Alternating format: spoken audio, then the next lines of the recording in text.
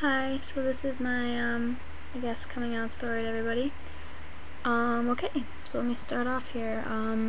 Okay, so I first kind of realized it in my freshman year of high school when I realized that the fact that I was in a relationship with a boy for 4.5 years didn't really mean that much because I kind of liked girls. I at first thought that I was just, bi, though. But that's part of the story.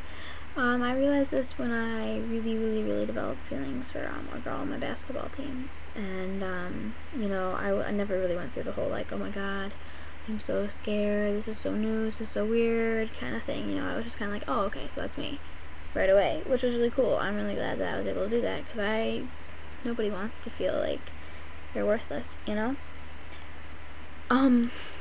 And that year I really only told maybe 5 people tops. I was really uncomfortable telling other people. I was comfortable with it myself. I just wasn't ready for others to know. And I was at a really small private school, and I just wasn't sure, how people would take it. Then my sophomore year of high school, I transferred to a huge public high school, and I became a little more comfortable. I told a few more people, not too many, but the 2 girls who I became really best friends with there, I told them, and that was difficult for me to do, but they were fine with it. One of them even said that she had had many conversations with people about it, so that's kind of funny. Expected, because, yeah. So that was sophomore year. Nothing really happened. That was it. I was, actually, freshman year was a really hard year on me. That was probably the hardest year because it was new, and I was really depressed because it's lonely. It's the whole being able to walk into a crowded room and feeling totally alone kind of thing. And that was really difficult for me because I was not used to that. I was used to walking into a crowded room and having everybody being like, oh, what's up, Liz? We all know you, and it can be a big change. That was probably the hardest part for me. I accepted it. Like I said, I accepted it. It was other people I was worried about. And junior year, this year, I became much more comfortable with it. I got really sick of hiding, and I got really sick of pretending to be somebody I'm not.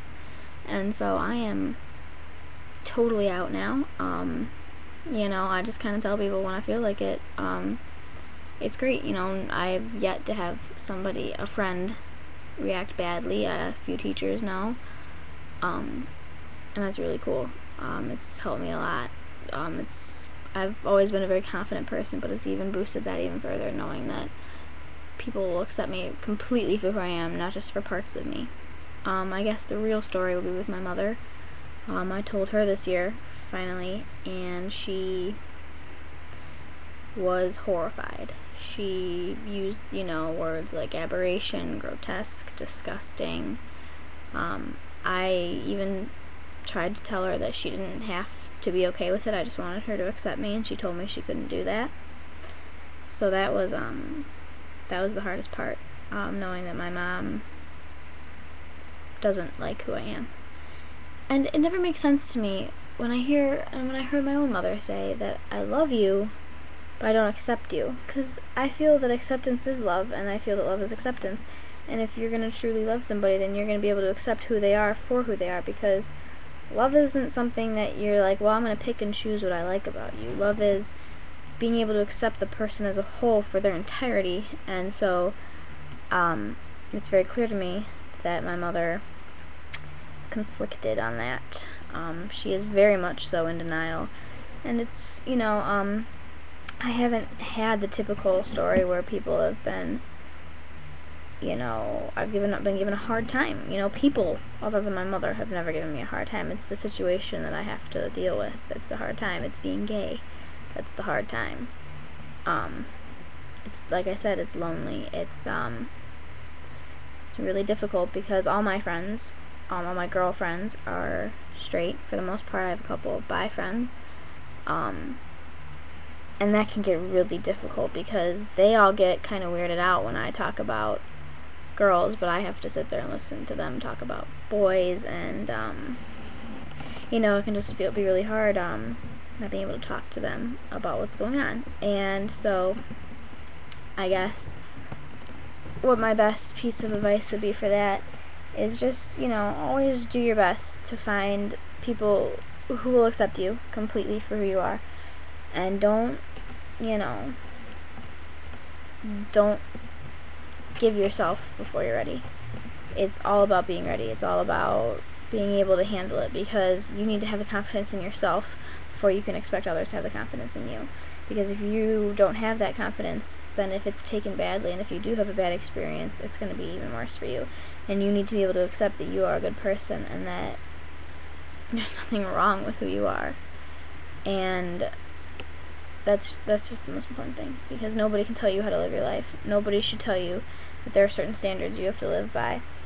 For somebody to tell you that is for somebody to be passing judgment on you and be thinking they're better than you, and nobody who has the right to decide that they're better. Nobody. Nobody's better than anybody else, especially if it's over something that you can't control. And that's just a really important thing to remember, because I think that's one of the hardest things about it. You feel lost, and you feel alone, and you feel like it's your fault, and that you have to conform to everybody else's standards and to what everybody else wants you to be. But don't, because that's silly, and because you are an amazing person, and you're just tight people, you know. So that's my story, and I hope that it helped. And remember, you know, just remember to love who you are, and if others don't love who you are, well then screw them and go find those who do. Okay.